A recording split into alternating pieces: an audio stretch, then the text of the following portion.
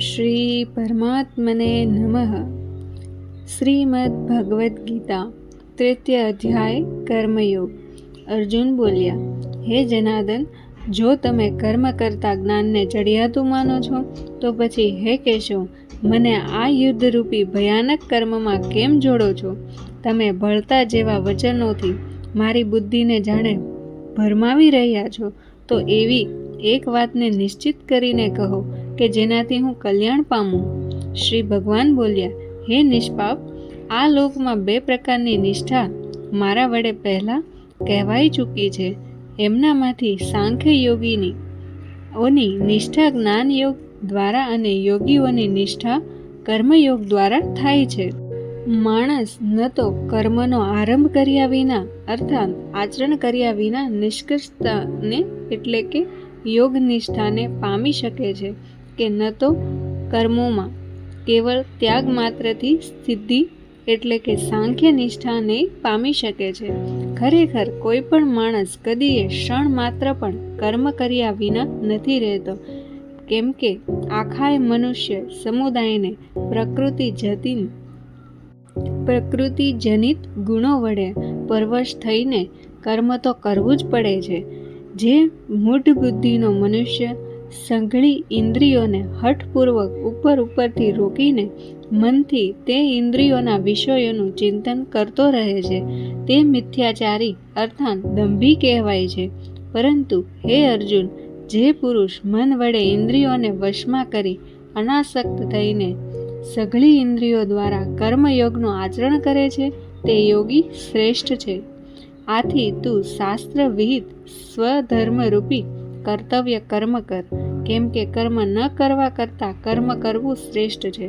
તેમજ કર્મ ન કરવાથી તારો શરીર નિર્વાહ પણ સિદ્ધ નહીં થાય।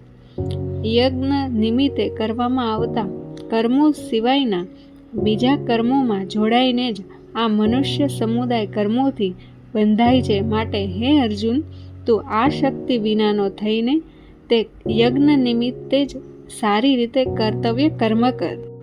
પ્રજાપતિ બ્રહ્માએ કલ્પના આદિમાં અર્થાત સૃષ્ટિના આરંભે યજ્ઞ સહિત પ્રજાઓને સર્જીને તે પ્રજાઓને કહ્યું કે તમે આ યજ્ઞ દ્વારા વૃદ્ધિ પામો અને આ યજ્ઞ તમને બધાને ઈચ્છિત ભોગ આપનાર થાઓ। તમે બધા આ યજ્ઞ વડે દેવતાઓને ઉન્નત કરો અને તે દેવતાઓ તમને બધાને ઉન્નત કરે। આ પ્રમાણે નિસ્વાર્થ ભાવે એકબીજાને ઉન્નત કરતા રહીને તમે બધા પરમ કલ્યાણને પામશો। યજ્ઞ વડે વૃદ્ધિ પામેલા દેવતાઓ તમને બધાને વણ માગ્યે જ ઈચ્છિત ભોગો અવશ્ય આપતા રહેશે। આ રીતે તે દેવતાઓ દ્વારા અપાયેલા ભોગોને જે પુરુષ તે જ દેવતાઓને નહીં આપીને પોતે ભોગવે છે, તે ચોર જ છે। યજ્ઞમાંથી વધેલા અન્નને આરોગનારા શ્રેષ્ઠ પુરુષો સર્વ પાપોથી મુક્ત થઈ જાય છે, અને જે પાપીઓ પોતાના શરીરના પોષણ માટે જ અન્ન રાંધે છે, તેઓ તો પાપને જ ખાય છે।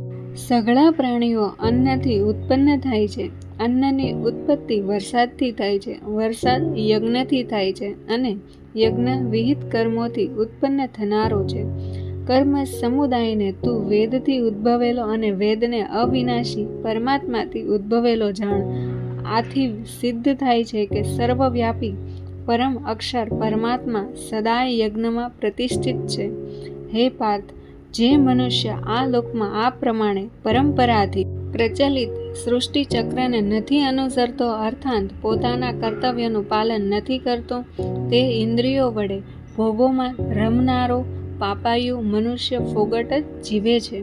પણ જે માણસ આત્મામાં જ રમનારો અને આત્મામાં જ તૃપ્ત તેમજ આત્મામાં જ સંતુષ્ટ હોય, તેના માટે કશું કરવાનું બાકી નથી રહેતું। હે મહાપુરુષનું આ સંસારમાં ન તો કર્મ કશું પ્રયોજન રહે છે, કે ન તો કર્મ ન કરવાથી એ કશું પ્રયોજન રહે છે। તેમજ સઘળા જીવો સાથે આ મહાપુરુષનો લેશ માત્ર પણ સ્વાર્થનો સંબંધ નથી રહેતો।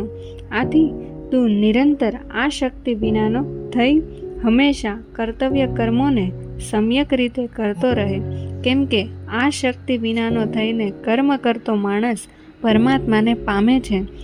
જનક વગેરે જ્ઞાનીજનો પણ આ શક્તિ વિનાના કર્મ ચરણ દ્વારા જ પરમ સિદ્ધિને પામ્યા હતા. તેથી તથા લોક સંગ્રહને જોતા પણ તું કર્મ કરવાને જ યોગ્ય છે, અર્થાત તારા માટે કર્મ કરવું એ જ ઉચિત છે. શ્રેષ્ઠ પુરુષ જે આચરે છે અને અન્ય માણસો પણ તેને જ આચરે છે, તે જ જે કંઈ પણ પ્રમાણ કરી આપે છે, સકળ માનવ સમૂહ તે પ્રમાણે વર્તવા લાગે છે. હે પાર્થ, મારે આ ત્રણેય લોકોમાં ન તો કશું કર્તવ્ય છે કે ન કશીએ પ્રાપ્ત કરવા જેવી વસ્તુ અપ્રાપ્ત છે, છતાંય હું કર્મમાં જ વર્તું છું. કેમ કે હે પાર્થ, જો કદાચ હું સાવધાન થઈને કર્મોમાં ન વર્તું તો ભારે હાનિ થઈ જાય, કારણ કે માણસો બધી રીતે મારા જ માર્ગનું અનુસરણ કરે છે. આથી જો હું કર્મ ન કરું તો આ બધા માણસો નષ્ટ ભ્રષ્ટ થઈ જાય અને હું સકર પરાણનો કરનાર બનું તથા આખી પ્રજાને નષ્ટ કરનારો પણ બનું. માટે હે ભારત, કર્મમાં આસક્ત થયેલા અજ્ઞાની જનો જે પ્રમાણે કર્મ કરે છે, આ શક્તિ વિનાનો વિદ્વાન પણ લોકસંગ્રહની ઈચ્છા રાખતો તે જ પ્રમાણે કર્મ કરે. પરમાત્માના સ્વરૂપમાં અચળ ભાવે સ્થિત થયેલો જ્ઞાની પુરુષ શાસ્ત્ર વિહિત કર્મોમાં આ શક્તિ રાખનારા અજ્ઞાનીઓની બુદ્ધિમાં ભ્રમ અર્થાત એ કર્મો પ્રત્યે અશ્રદ્ધા ન ઉપજાવે, પરંતુ પોતે શાસ્ત્ર વિહિત સઘળા કર્મો સારી પેઠે કરતો રહી એમની પાસે પણ તે જ પ્રમાણે કર્મ કરાવે. વાસ્તવમાં સઘળા કર્મો સર્વ પ્રકારે પ્રકૃતિના ગુણો વડે કરવામાં આવે છે, છતાં પણ અહંકાર દ્વારા મોહિત થયેલા અંતઃકરણનો અજ્ઞાની હું કરતા છું એમ માને છે. પણ હે મહાબાહો, ગુણ વિભાગ અને કર્મ વિભાગના તત્વને જાણનાર જ્ઞાનયોગી તો સમસ્ત ગુણોમાં વર્તી રહ્યા છે એમ સમજીને એમનામાં આસક્ત નથી થતો. પ્રકૃતિના ગુણોથી અત્યંત મોહિત થયેલા મનુષ્યો ગુણોમાં અને કર્મોમાં આસક્ત રહે છે. એવા સંપૂર્ણપણે ન સમજનાર મંદ બુદ્ધિના અજ્ઞાનીઓને સંપૂર્ણપણે જાણનાર જ્ઞાની વિચલિત ન કરે. મુજ અંતર્યામી પરમાત્મામાં પરોવાયેલો ચિત્ત દ્વારા સઘળા કર્મોને મારામાં સમર્પીને ઈચ્છા વિનાનો, મમત્વ વિનાનો અને સંતાપ વિનાનો થઈને તો યુદ્ધ કર. જે માણસો દોષ દૃષ્ટિ વિનાના અને શ્રદ્ધાળુ બનીને મારામાં આ મતને સદા અનુસરે છે, તેઓ પણ સર્વ કર્મોથી છૂટી જાય છે. પણ જે માણસો મારામાં દોષારોપણ કરીને મારા આ મત અનુસાર નથી ચાલતા, એ મૂર્ખાઓને તો તું સર્વ જ્ઞાનોમાં મોહિત અને નષ્ટ થયેલા જ સમજ. સર્વ પ્રાણીઓ પ્રકૃતિને પામે છે, એટલે કે પોતાના સ્વભાવને વશ થઈને કર્મો કરે છે. જ્ઞાની પણ પોતાની પ્રકૃતિ અનુસાર ચેષ્ટા કરે છે. એમાં કોઈનો દુરાગ્રહ શું કરવાનો? ઇન્દ્રિયના અર્થમાં એટલે કે પ્રત્યેક ઇન્દ્રિયના વિષયમાં રાગ અને દ્વેષ છુપાઈને રહેલા છે. માણસે એ બંનેને વશ ન થવું, કેમ કે તે બંને એના કલ્યાણ માર્ગમાં વિઘ્નો ઊભા કરવાના મહાશત્રુઓ છે. સારી રીતે આચરવામાં આવેલા અન્યના ધર્મ કરતાં ગુણ વિનાનો હોવા છતાં પણ પોતાનો ધર્મ ઘણો ચઢિયાતો છે. પોતાના ધર્મમાં તો મરવું પણ કલ્યાણકારી છે, જ્યારે અન્યનો ધર્મ તો ભયપ્રદ છે. અર્જુન બોલ્યા, હે કૃષ્ણ, તો પછી આ માણસ પોતે જ ન ઈચ્છતો હોવા છતાં પણ પરાણે જોડ્યો હોય એમ કોનાથી પ્રેરાઈને પાપનું આચરણ કરે છે? શ્રી ભગવાન બોલ્યા, રજોગુણમાંથી ઉદ્ભવેલા આ કામ જ ક્રોધ છે. આ ઘણું ખાનારો એટલે કે ભોગોથી કદી ન ધરાતો અને મહાપાપી છે.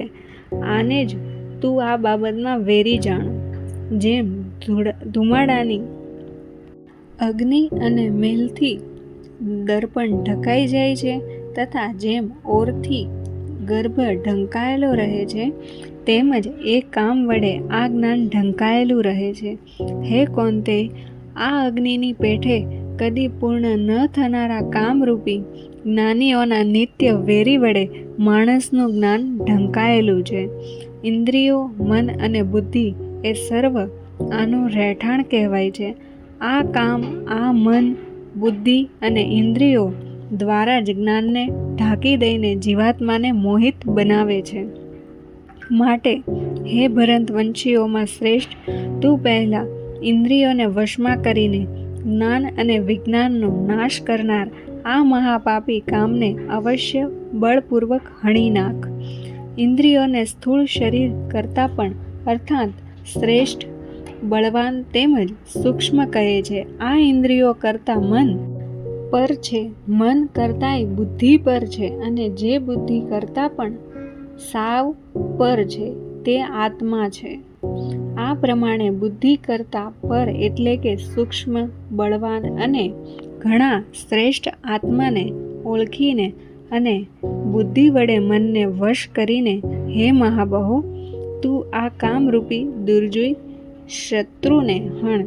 કર્મયોગ નામનો 3જો અધ્યાય સમાપ્ત.